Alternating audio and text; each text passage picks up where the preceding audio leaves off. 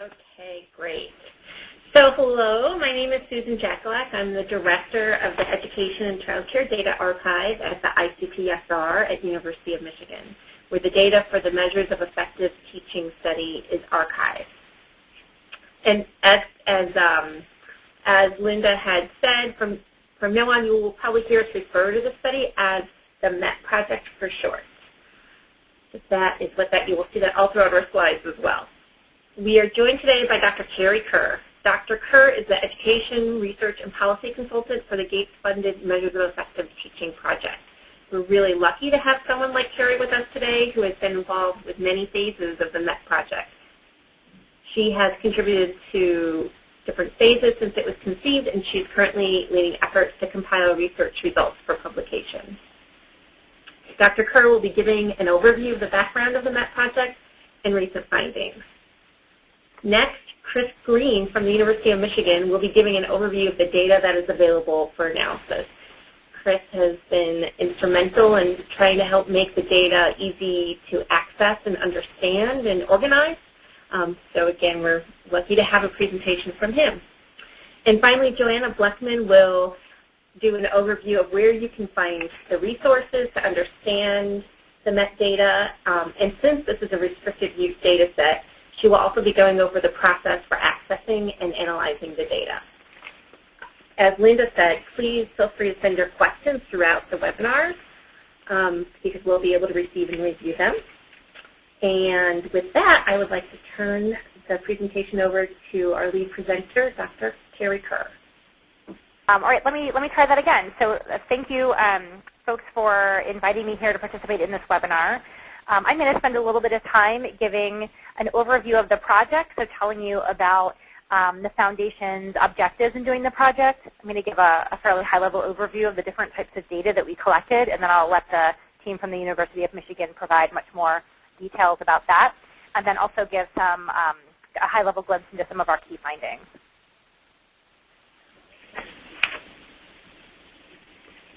Sorry, I'm just having a problem with my slide deck here. There we go. So I guess the key kind of underlying framework around why the Foundation set out to do the MET project is really well explained, I think, by this graphic, which we stole from TNTP, and they put this together back in 2009. I think the central point here is that really we, the field, needs to change the current distribution of effectiveness among teachers. And that's represented in here. The current teacher performance is represented by the dashed gray line, the bell curve there, whereas the idealized or potential teacher performance is shown by the dashed blue line.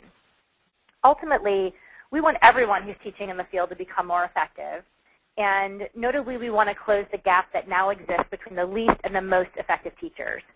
So what this means in terms of policy is shown here in the notes for items 1 to 5.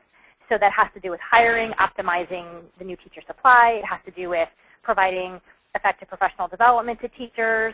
It has to do with exiting ineffective teachers, to retaining and leveraging the most effective teachers, as well as prioritizing getting those most effective teachers for the highest need students.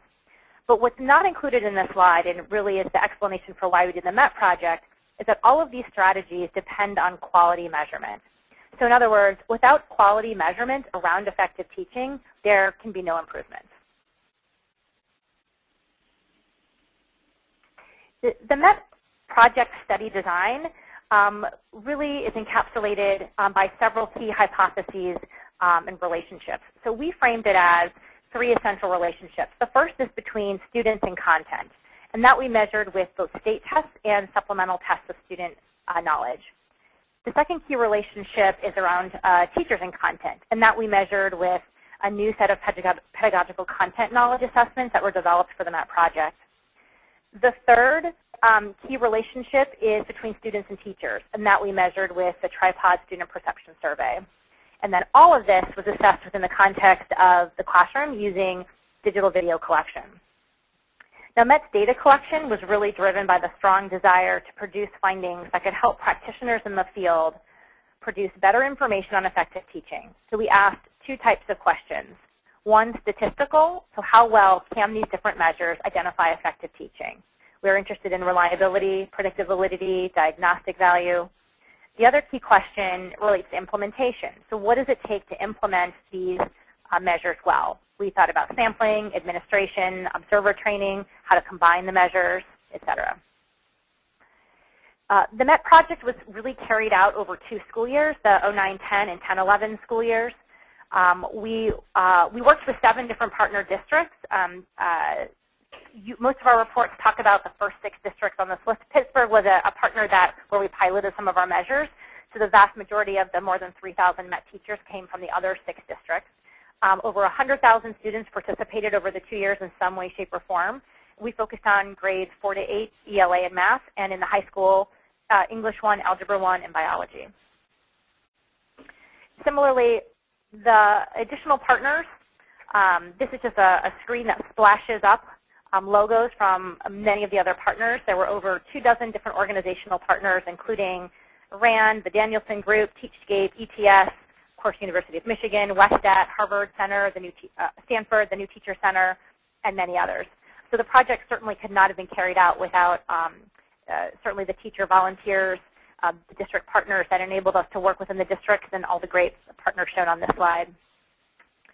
To tell you a little bit about the measures that we collected, for student achievement measures in MET, we calculated value added using 2 different types of assessments. We used the state assessments, and then we also collected supplemental assessments.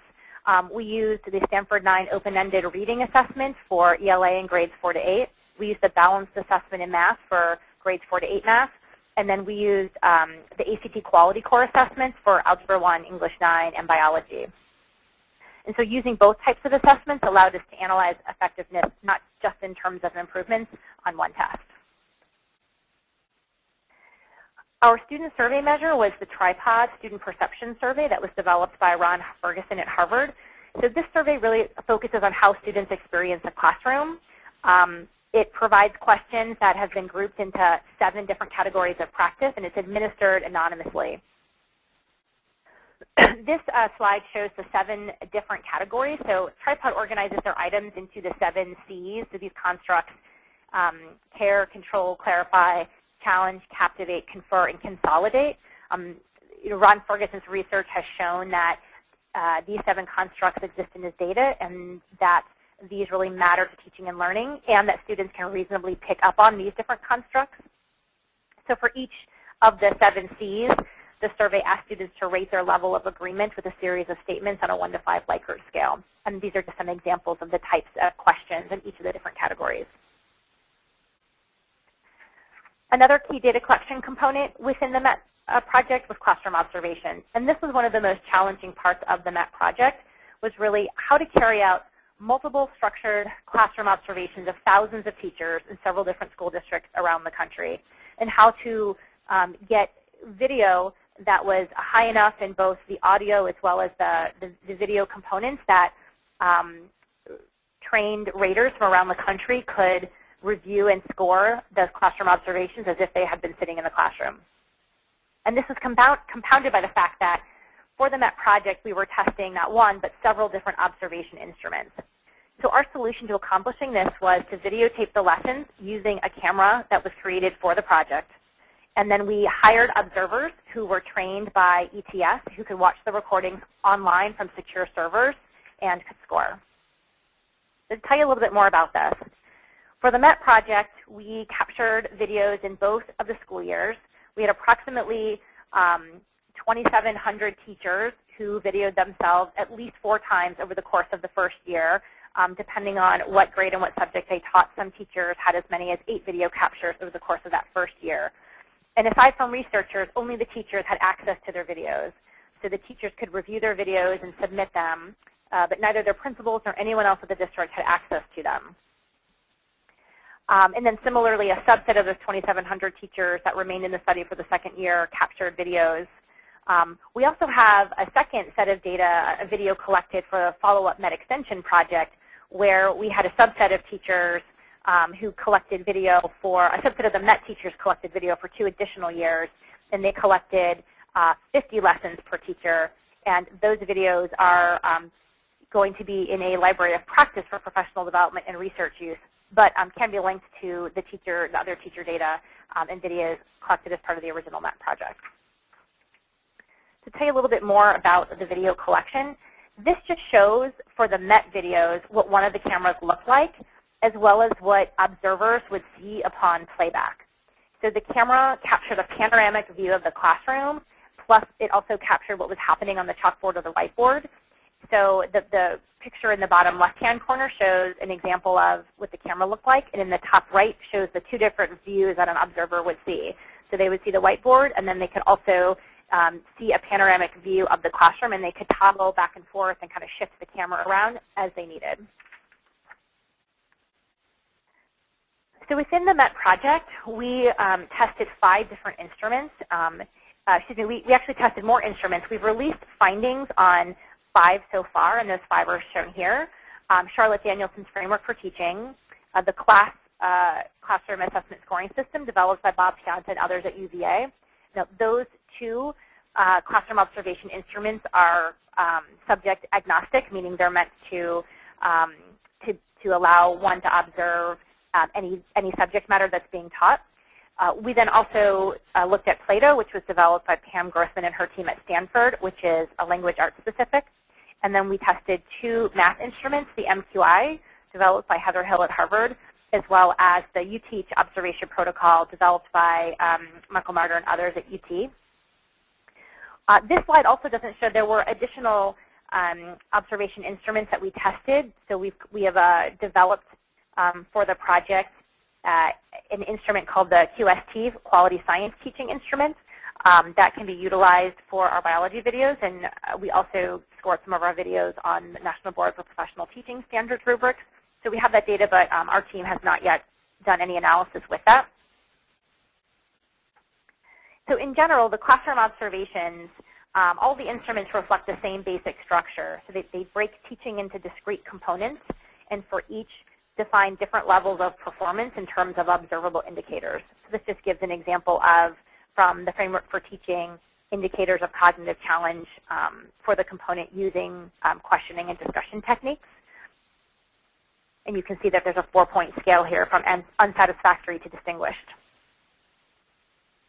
So in the MET project, we created a set of procedures to ensure reliable and trustworthy observations, and that included a pretty complicated set of procedures around training observers, testing them, calibrating them, and then refining.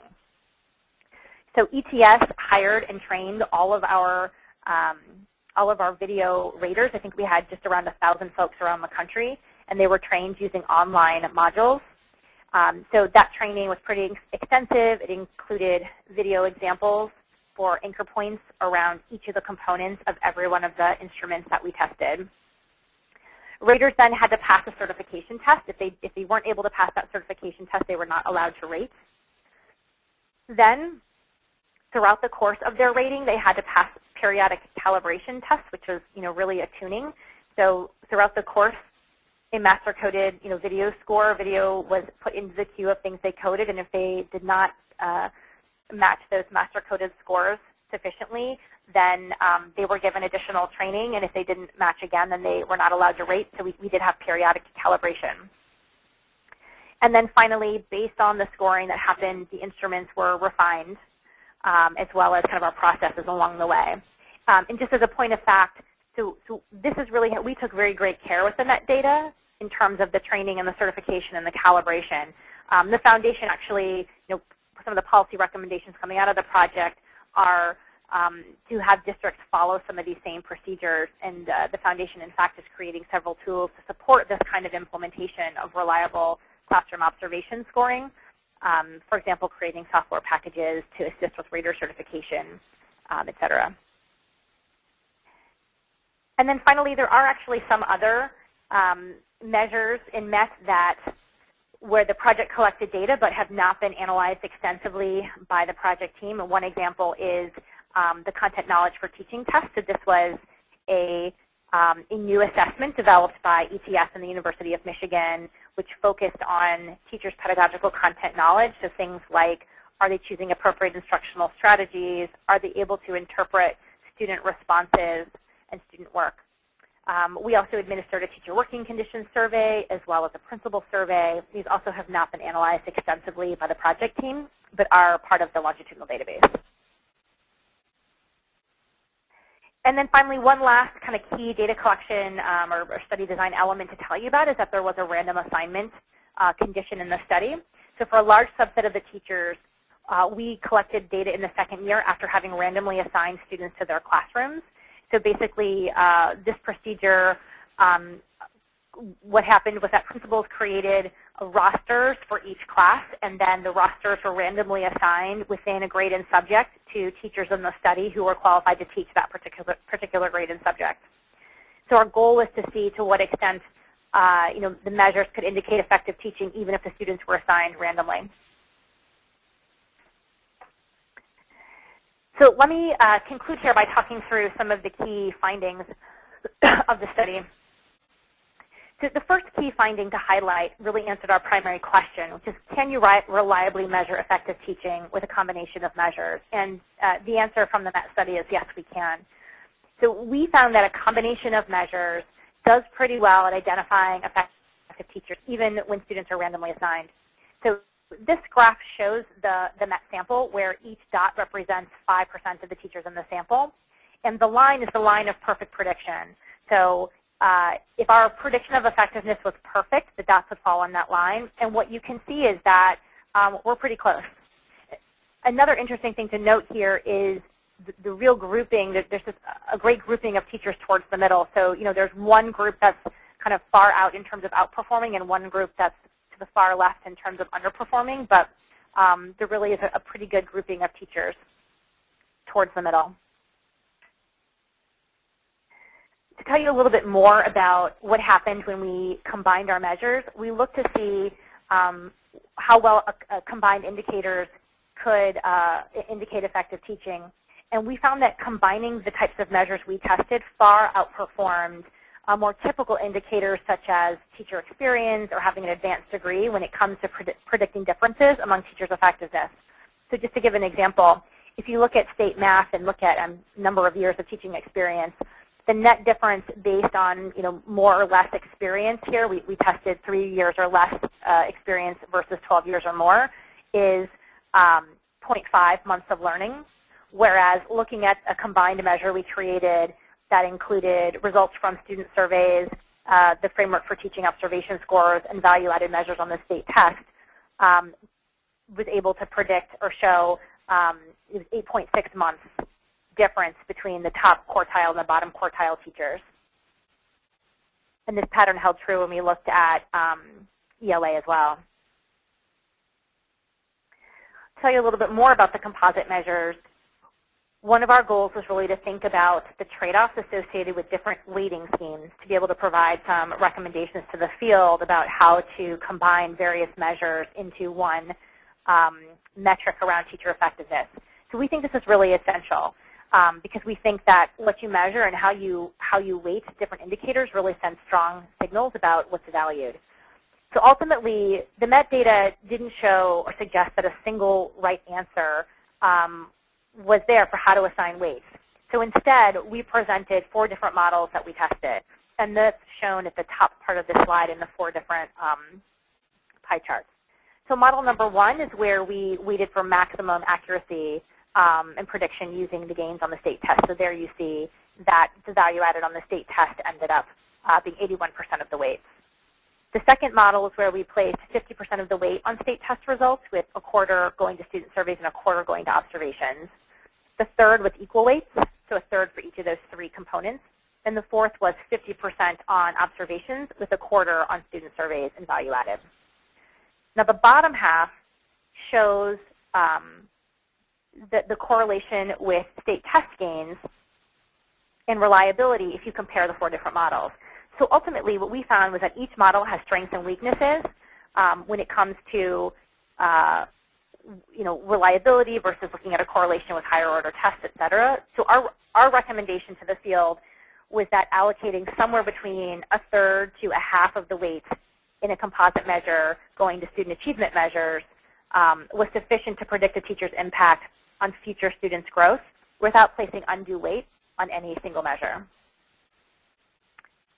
to tell you a little bit about the findings we saw for some of our other measures. When we looked at the classroom observations, just kind of descriptive data, the distribution of scores really showed a lot of middling practice, with weaker performance among teacher components related to critical thinking, like the use of questioning, so that the types of things that teachers frankly need to be successful at doing given the new Common Core State Standards. So this just gives an example from the framework for teaching, but looking across the other observation instruments, our findings looked pretty similar. So you can see very little in terms of distinguished practice, so that's the darkest green all the way to the right. Very little in terms of true unsatisfactory practice, and most teachers are in the middle, somewhere between basic and proficient. But notably, the majority of teachers are basic and not yet proficient on some of the attributes at the bottom, such as using questioning and discussion techniques. When we looked at the classroom observation instruments and looked to see how they were related to student achievement gains, we found that they were all related to some degree with student achievement gains. So overall, teachers with better observation scores tended to have students who made greater progress on achievement tests of all different kinds and in both subjects. And then we also looked at reliability, and this is really a practical question. So when you think about setting up a classroom observation system, the field really brings up questions like, how many observations do we need to have? How long do they need to be? At what point during the class should they be? Who should be doing them? Practical questions that actually are very important to designing a good system. So when we studied this, we found that there are many different roads to achieving reliability, but they all required multiple observations by multiple observers. So you can see the different combinations here. For example, having 2 different lessons observed by 2 different administrators in a teacher's building produces the same reliability as having 1 lesson observed by your administrator and 3 different shorter 15-minute lessons observed by 3 different peer observers. Those are 2 combinations that ultimately resulted in exactly the same reliability. So that's just a quick highlight of many of our findings. All the MET publications, including analyses and background on the project, is all available on our website, and I think is also being linked into the ICPSR website. But you can look at www.metproject.org to find all the information about the project, and we do continue to update the site and post new pieces. So feel free to look there. So Susan, that is the end of my presentation. Great. Linda, looks like you're sending it over to us. I'm not sure if everyone can hear me. Yes, we can hear you just fine. Okay, thank you, Linda. Great. We'll turn it over now to Chris Green, who will talk a bit about the structure and the types of data that are available for analysis. Thank you, Susan. And yes, as she just detailed, I'm going to be orientating you to the files and the data available through the Met Longitudinal database. These are the 4 groups of files that I'll be covering, and it's kind of a lot to cover, so I'm just going to dive right in. At first, I'll be talking about the study information files, because these are the files that will help you with all of the other files and the data itself. At first, there's a user guide, and I highly recommend going to this user guide often and reading it carefully for any information that you are interested in. It probably doesn't describe absolutely everything. That's probably a little optimistic, but we did our best. And it certainly goes into more detail than I can go into on this webinar. So inside the study information files, other than the user guide, is a file on the randomization. And this file contains variables pertaining to the process itself, what students were assigned to the teachers at the randomization, what teachers they were recorded as actually having at later dates during the year, so that you can see whether the randomization was successful or not. And that sort of thing. So any question, any information we have on the randomization is provided in this file. The video information file details what videos are available through the viewer through the viewer, what videos you have access to. Also, it details what teachers are linked to each video, what schools and districts that those teachers are in, how many segments of the video were rated, and on what measures they were rated on. The subject ID crosswalk is the definitive link between any MET teacher and their students, their school, their district. This file is the file you go to if you want to do any analysis across the many different files, the many different types of data that we have available. This is the definitive file for that kind of work.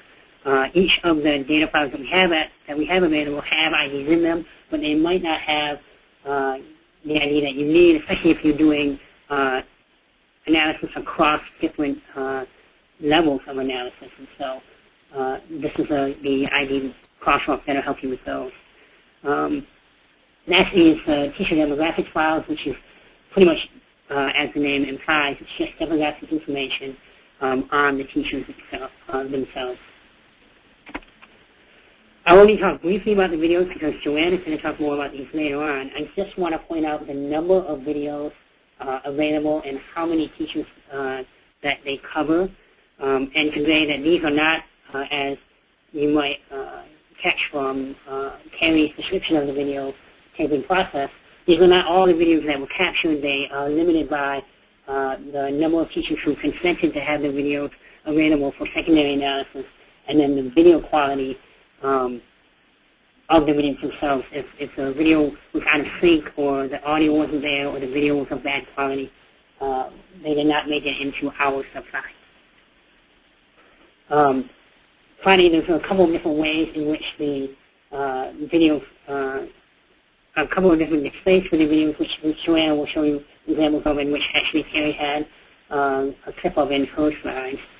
And lastly, all videos are linkable to the quantitative data about the video, about them. So any measure done on a video and the quantitative data from that measure are linkable to the video itself, as long as they are accessible, and they are, they have been consented, and they are of high enough quality to display.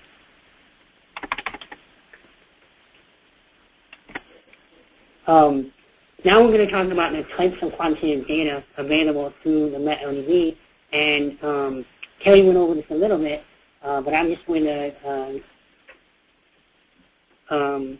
focus on what is available, what would be available to you should you gain access to the LDB. These are the 4 groups: video observation measures, surveys on teachers, supplemental tests, and district data, and I'll go into each one of these a bit.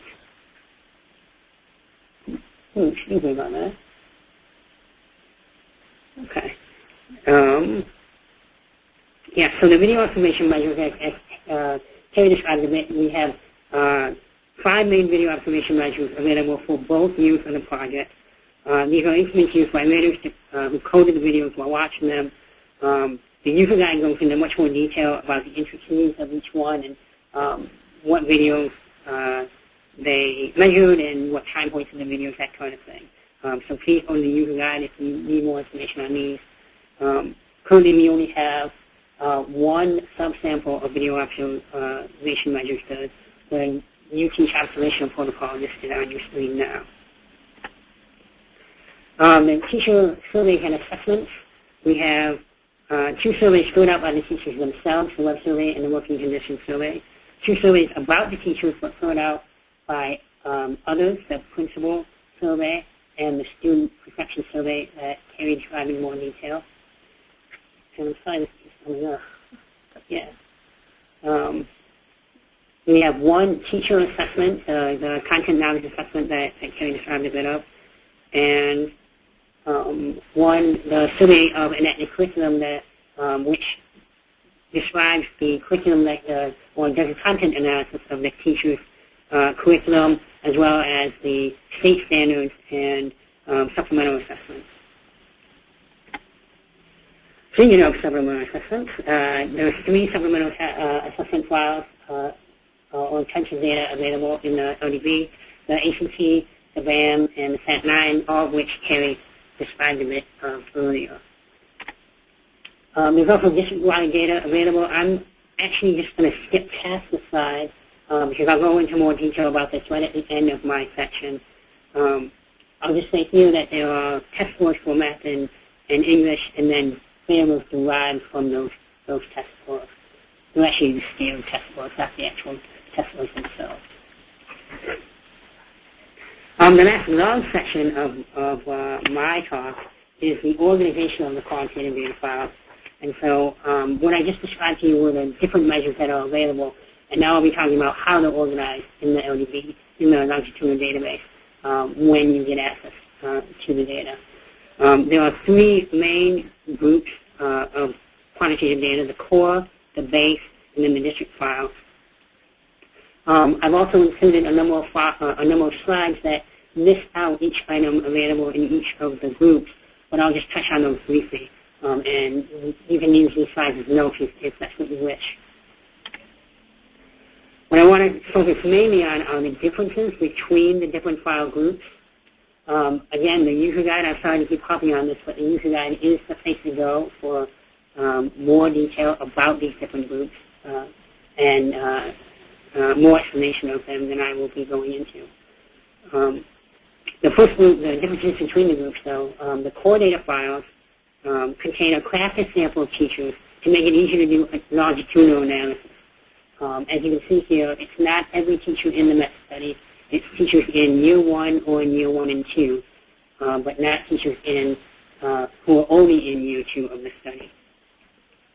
Some of the instruments, the variables available for those instruments, are only the aggregated or summary variables. Again, this is variables targeted towards longitudinal analysis. Not all item-level data are available in these core files. And then measures done on subsamples, subsample populations are not included. So that would include like the Utah, as I talked about earlier, are not included in these core data files. The base data files, however, are all include all MET teachers and all data available for each instrument in the MET project. So there's been no consideration. We haven't crafted this at all for longitudinal use. Any kind of aggregate or summary variables are available, as well as the item-level data itself, so the instrument data, as well as we have it, as base as we have it, are included in the base data files. As I said, these files don't take into account longitudinality. However, you can absolutely do longitudinal analysis with these files. You just have to craft those mergers or variables yourself. You also might want to, it could be the case that you want to do, you want to add some of the base level variables into the core data files. And that is absolutely possible. And the files that would help you do this are probably the subject ID crosswalk from the study information files, and maybe even the randomization file. Those would be two files that would help you to cross the analysis levels and certainly the file groupings of the core and the base data. Lastly, the district-wide files, and again, I'll talk more about these at the end of the webinar, or at the end of my section of the webinar. They include all teachers in the district, but only a select few variables on those districts, on those teachers and students. Really only the variables used or considered for use in the value-added constructions that were created. Now I'll just touch a little bit on each of the organizations themselves rather than the differences. The core files, as I said, are crafted for primarily for longitudinal use, or at least with that in mind. And so the files that you'll find in them are targeted at different levels of analysis. So there's a file for just the district, for just the teachers, and the pertinent measures for the teachers or for the students or for their classes are available in each one of those teacher file, class section file, or the student file. The only thing that doesn't conform to this sort of format are the video observation scores, which are broken into one file per observation measure. Again, these are only on teachers who are in year 1 or both year 1 and year 2. Teachers who are added in year 2 but don't exist in year 1 are not included in these core files. The base data also contain data at different levels of analysis, but for the organization of the base data, well, we broke out each instrument into a file itself. And so you'll find supplemental test files. Each one of them, the ATC, the BAM, and then SAT9, have a file themselves. In fact, they have one for each year in the case of the supplemental test files. The observation notes for files, just like in the core files, are broken out into one file then for each of the measures. And again, we have both years and for all teachers in the MET project for each one of these scores. The next last segment actually of the base data files are the survey geared towards teachers and the teacher assessment. And again, this is one file for each assessment here. The only survey that we have 2 years of information on are the student perception surveys. The other surveys that you see listed in the assessment and the survey of an active curriculum are all just 1 year worth of data. And lastly is the exception that proves the rule to the one file per measure rule for the base data organization. And this is the section level analytic files. This file contains the value-added estimates, and so it is aggregated up to a teacher's section level. That's roughly analogous with a class. It's not exactly a class. A section is a unique grade and subject for each teacher. And so if a teacher taught 8th grade math, that's one section. If she also taught 9th grade math, that's a new section, as would be like 9th grade English. And so this file is aggregated to that level, and the value-added estimates are for each teacher. And assessment items in this file are of that aggregation. Lastly, I'm going to talk about the organization of the district files. These are a little separate from the base and core data in that they contain almost entirely separate data outside of the value-added measures themselves. We have data on all students and their teachers in the district, 2 years worth of that data with the possibility of additional years coming forth in the future. Variables in these data files include student demographic information as well as the special program use. As I alluded to earlier, we have scaled test scores for math and reading, and then calculated variables based on those scaled test scores, so like ranking of the student test based on that scaled measure, as well as means calculated at to the teacher section at the teacher level.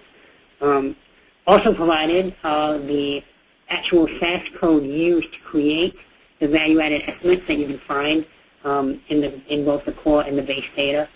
A special note here is that to protect the student confidentiality, we have had to perturb the data a bit. We went to great lengths to make sure that individual students will not be identifiable while we kept the usefulness of the data. And so correlations between the original data and the data that you'll be receiving are very high if you run value-added estimates on the original data and the data you'll be receiving. They correlate to 0.98 or higher. And that actually, we got to that really quickly. And that's the end of my section. Next, it'll be Joanna, who will be talking about documentation and data access. Thanks, Chris. So as Chris mentioned, the final piece that we'll go over before we open it up to your questions is a bit of a discussion about the documentation that we have available, the specialized access systems that we've built for the longitudinal database, and a little bit about our application process. Okay, so as we've mentioned a few times, your best initial resource for understanding the MET LDB collection is, of course, that user guide. And if you head to the documentation page of our website, and open up. This is an expandable list of the file sets that Chris just discussed.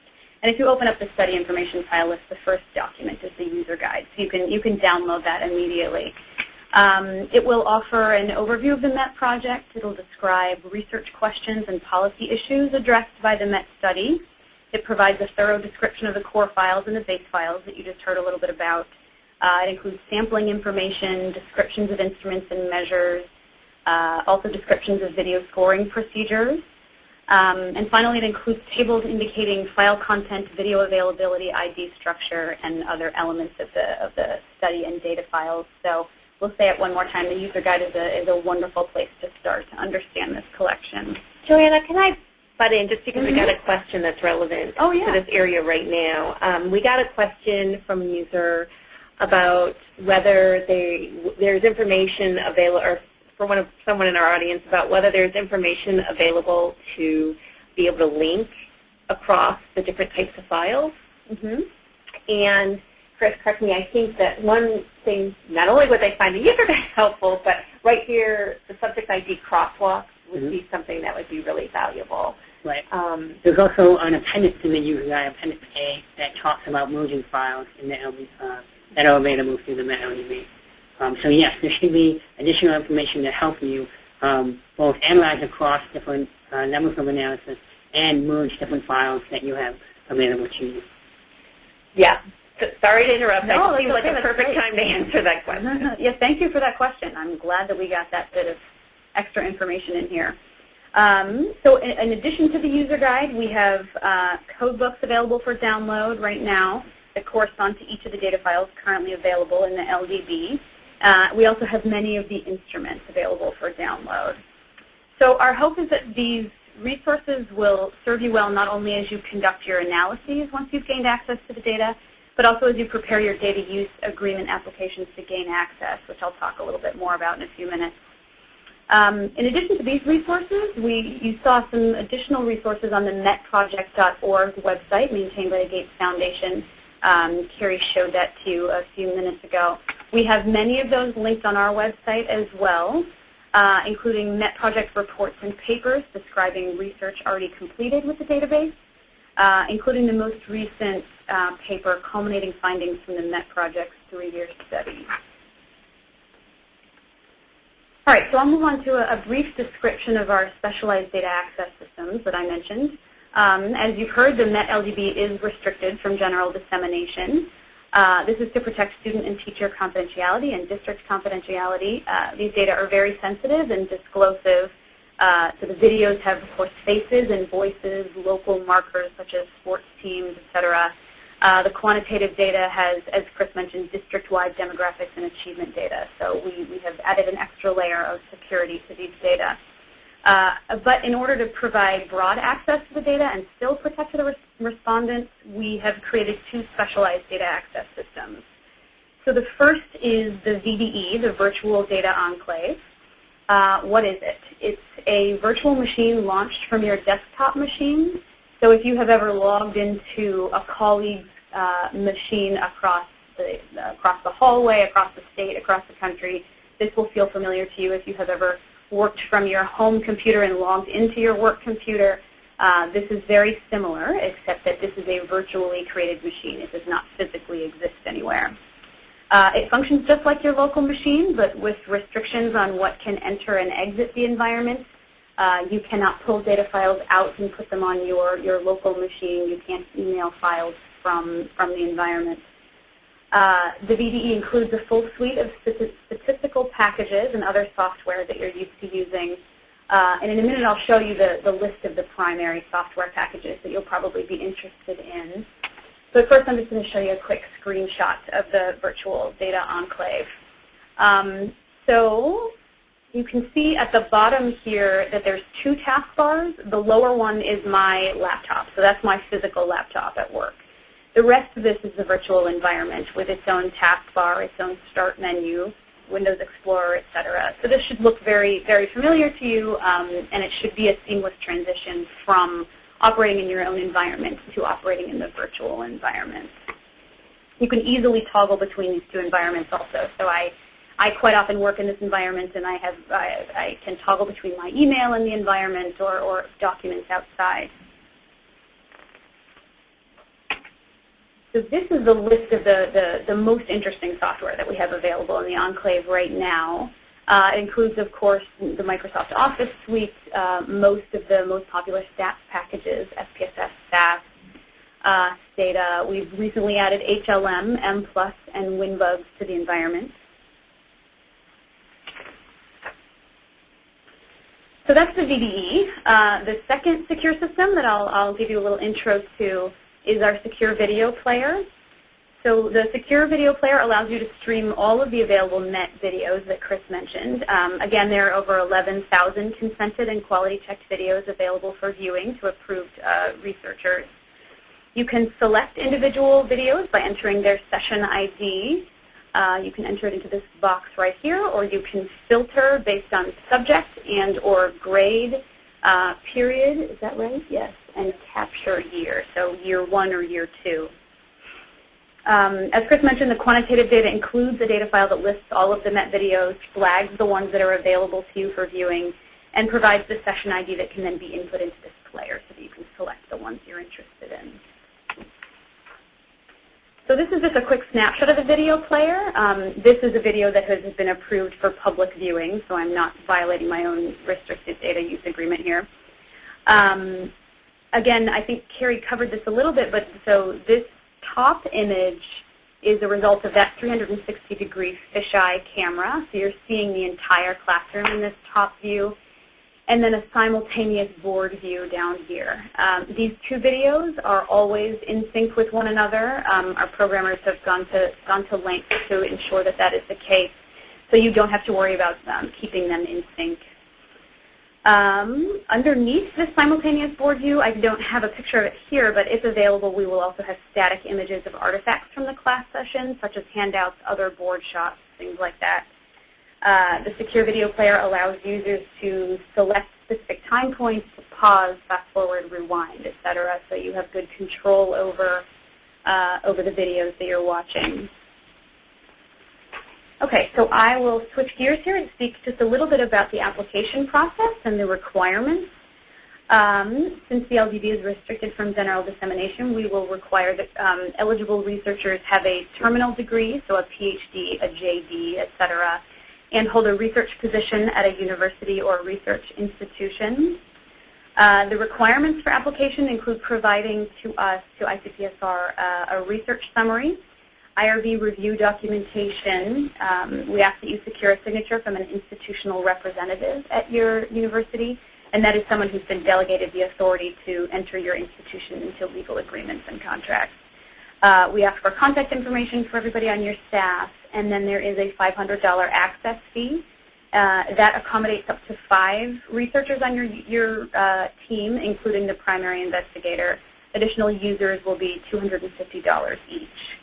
The application portal can be found via the MET LDB website right now, the URL for which will be on the last slide of this presentation. So once you've submitted your app, it will typically take us 1 to 2 weeks to review and approve. If we find any problems or omissions, we will send it back to you as soon as possible and ask you to resubmit. Once the app is approved, we will process your payment and configure accounts for you and all of your team members and work with you folks to set you up in our system. And so that's it. That's the last thing that I wanted to cover during this webinar. We will open it up to questions right now, and I think that we've already had a few coming in. Yes, and I think I'll handle a couple, and I'll pass a couple off to those who might be better able to answer them. Mm-hmm. The first question that I'm going to cover is when we have access to all the available data files through the virtual data enclave, or are some files permitted to be saved on your local machine? And the answer to that, that's a very logical question and common question that we receive. And the answer to that is that you have access to all available files through the VDE, but you cannot take those files onto your local machines. You have to do any analysis using those files in the VDE. Another question that comes right after that I'm sorry. is how to get output from your analysis out of the VDE. And Joe, do you want to talk about that at all? Yeah, sure. So we have set up a process by which you can request access to output files once you have completed your analyses. Within the Enclave, you will have an original, you'll have server space, and you'll have an original data folder into which we'll copy all of the data that you've requested. You'll also have a disclosure review folder.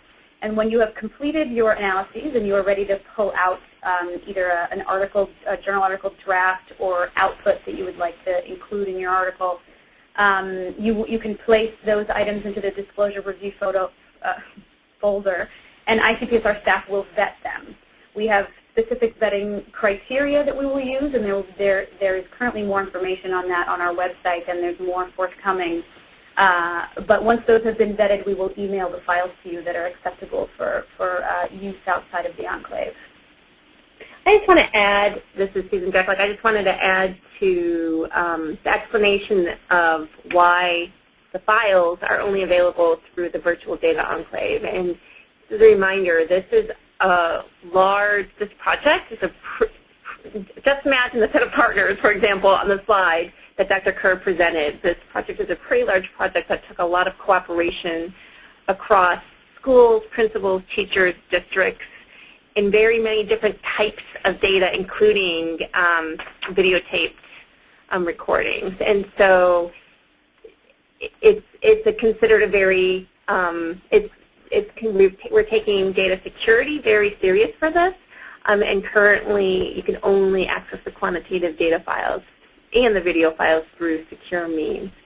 That being said, possibly in the future, if we could determine a subset that we would not think would pose a security risk if downloaded, we may consider that in the future. But right now, the data is only available in the Virtual Data Enclave, and for those reasons. We've also got received some questions on how available the VDE is on different platforms. You can install the VDE or have access to the VDE through Windows 4 Mac. You can't access it through your iPad or mobile device, though you would be able to access the videos through those devices. That's simply a website with a password availability, and so if you are, if you can access the site through that device, you can access the videos, but the data itself is dependent on either Mac or Windows operating system. There's another question about metadata. What metadata is available on the video segments? Is there anything that describes the content of the recorded videos or segments? The video information file in the study information file group has a focal topic, both a subject and a focal topic for each video. It does not break it down by segment, but the observation measure, any observation measure that scores a segment will include a subject for that segment. So there's a couple of different places you can find it. You can find a broad one in the video information file and specific to any observation measure case in that observational file, in either the core files or the base data. We have another question. Maybe Joanna could show where we could find some of this information. There's a question about whether there is a list of referee journal articles or other research that has come out of this data.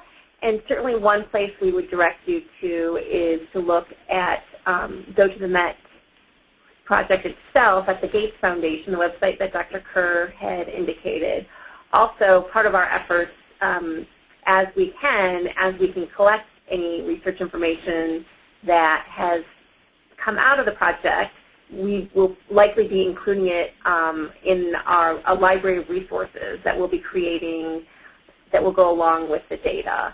One other thing I think I should mention is that maybe this user, the person who asked this question might find it useful to look at some of the reports that came. They're not referee journal articles per se, but some of the reports that came out of the analysis of the data from that would also be available on the Met site. I think it's also, they may be available on our site, but for sure at the Foundation. Yeah, they're available on our site too. And actually that dovetails nicely into a question we received that reads, would you review where the documentation is found? I have looked at metproject.org and don't see it where it would seem obvious.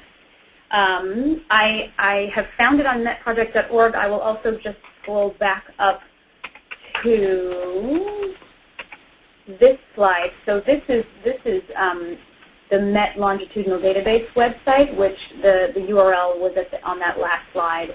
So you can go back to it in a few minutes. But this is our related resources page, and those reports and publications are listed here. We pulled them directly from metproject.org. Any additional type of resource of this nature would be found here if we add it in the future. Mm-hmm. Yeah, we keep this updated with new reports. I think the last question that we have, so if you have questions, please go ahead and ask them. And the last one that I see that we haven't addressed is whether grad students will have to go through the same process. Or I'm sorry, will have to go through the professors to have access to the data. Yeah, so the answer to that is yes. You will need, if you don't already have your PhD or other terminal degree, we will need you to work with a faculty advisor, and that person would function as the primary investigator, and you can work underneath them as research staff.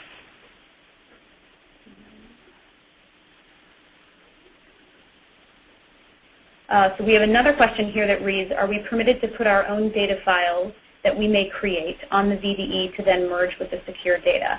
And the answer to that is no. You cannot bring any of your own files, data or otherwise, into the environment because we are not able to sort of assess all of those files for additional disclosure risk.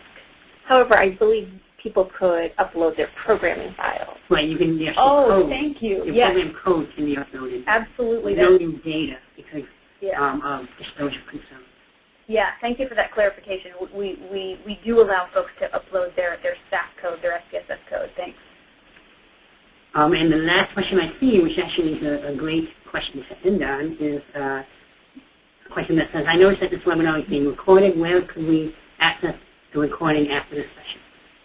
So it will be, in the next few days, added to our YouTube, so ICPSR's YouTube channel, and then we will link to that from our Met LDB website, most likely on the related resources page, but stay tuned. And I believe that you'll all receive, I think Linda said, an email pointing you towards at least the YouTube channel, and it will also be on our website. I think we have a place for people to ask questions if they come up with them in the future. Is that? Oh, you already have that. Yeah, right there. Right. Yes, that is right there. If you have any questions, any future questions, I believe we also have a listserv that people can sign up for if they have not already, and I'm sure Joanna mentioned that, but which will update you on further information or useful information about the Met database as it becomes available.